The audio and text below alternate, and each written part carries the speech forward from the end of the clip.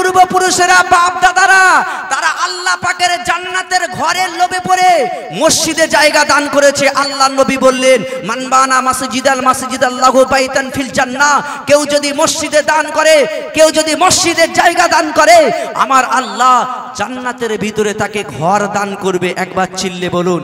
তাহলে এই জান্নাতের লোভে পড়ে আমাদের পূর্বপুরুষেরা কেউ বা মাদ্রাসা, কেউ বা মসজিদে, কেউ বা জায়গা দান করেছে মুসলমানদের জন্য ব্যবহার হবে।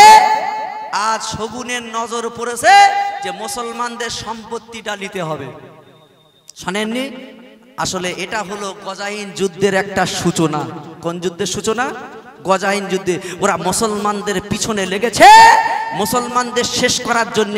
আসলে মুসলমান শেষ হবে না, ওরাই শেষ হবে। পৃথিবীর মানুষেরা শুনে রেখে দাও, আমার ভাইজানেরা, আপনারা নমরুদের নাম শুনেছেন, ফেরাউনের নাম শুনেছেন, সাদ্দাতের নাম শুনেছেন, কিন্তু আপনারা চোখে দেখেননি। তবে আপনারা যদি অমিত শাহ টেকোকে দেখেন মনে হবেন এ যুগের সাদ্দাত। অমিত শাহ হলো এ যুগের সাদ্দাত। আর ফেরাউন যদি দেখতে চাও তাহলে মনে রাখবেন যোগী টেকো উত্তরপ্রদেশের যোগী, ও হলো কি এ যুগের ফেরাউন।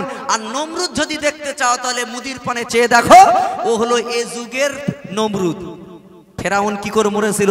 আল্লাহকে পানিতে চুবিয়ে চুবিয়ে মেরেছে, চুবিয়ে চুবিয়ে মেরেছে। আর জিবরাইল আলাইহিস সালাম ওই নীল নদের মাটি নিয়ে ওর মুখি শুধু ঘুষেছে, মুখি শুধু ঘুষছে। কি ব্যাপার? আল্লাহ নবীর কাছে বলছে, আমি এজন্য মুখি ঘষেছিলাম যাতে করে ফেরাউন জ্বালাই পড়ে না, যেন একবার লা ইলাহা ইল্লাল্লাহ পড়ে নাই।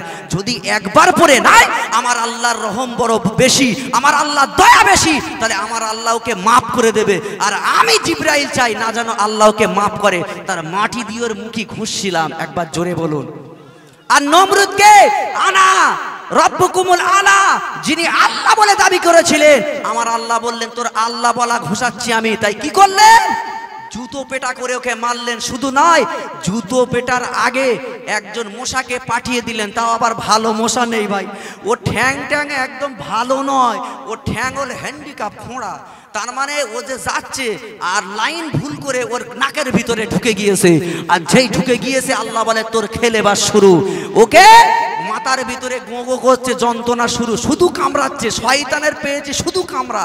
আর শয়তান যন্ত্রণা ছটপট করে বলছে আমার মা। মারতে মারতে খরমে জুতো পেটা করে দুনিয়া থেকে বিদায় দিয়েছে, জাহান্নামে পাঠিয়ে দিয়েছে। না দেয়নি? তোমরা মুসলমানদের পিছনে লাগছো।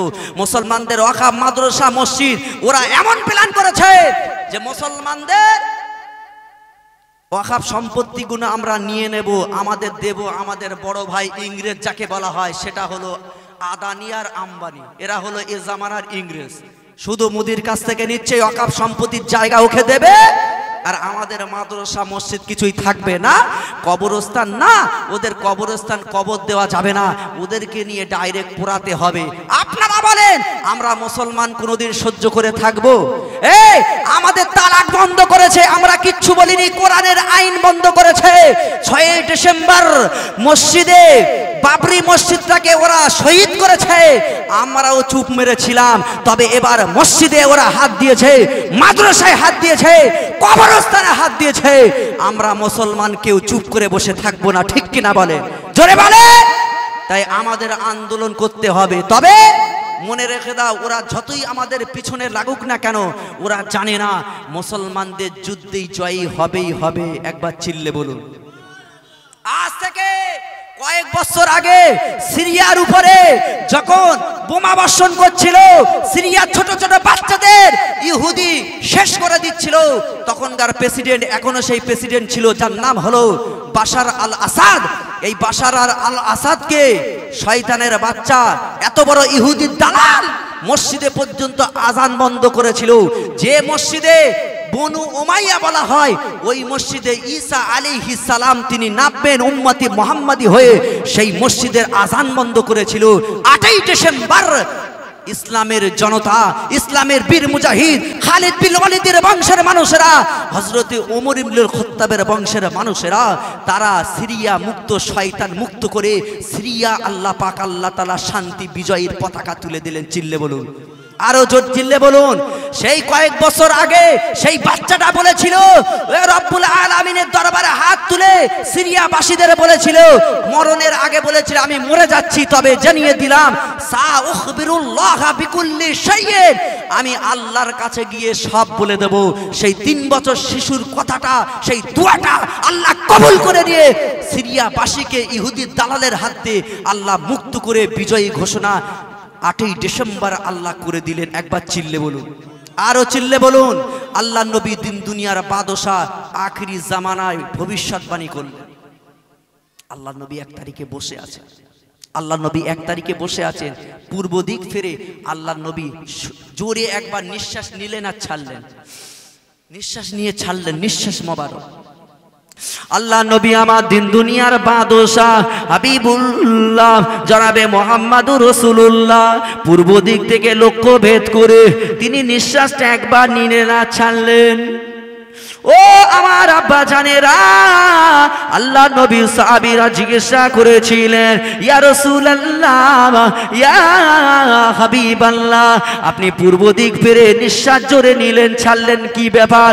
আল্লাহ নবী বলেছিলেন, ও আমার সাহাবা কিরামেরা, আমি রাসূলুল্লাহ জানিয়ে দিলাম এই পূর্ব দিক থেকে আমি বিজয়ীর সুগন্ধ আমার নাকে মোবারকে ভেসে আসে। জোরে বলুন সুবহানাল্লাহ। ও আমার সাহাবা কিরামেরা, আমি জানিয়ে দিলাম হিন্দুস্তানের জমিনে মুসলমানদের উপরে অত্যাচারের স্টিম রোলার চালানো হবে, মুসলমানদের মসজিদের উপরে আঘাত করা হবে, মুসলমানদের সঙ্গে মূর্তি পূজারক যারা শিরক করে এই মূর্তি পূজারকদের সঙ্গে বিশাল একটা যুদ্ধ হবে। ও আমার সাহাবা কিরামেরা, আমি রাসূলুল্লাহ জানিয়ে দিলাম ওই যুদ্ধের ভিতরে মুসলমানদের 3টে দলে ভাগ হয়ে যাবে। একটা দল শয়তানদের দেখে, বেঈমানদের দেখে ওই দলটা পালিয়ে তারা চলে যাবে, আর একটা দল তারা ইসলামের জন্য লড়াই করবে, শহীদ হয়ে যাবে। অল্প কিছু মুসলমান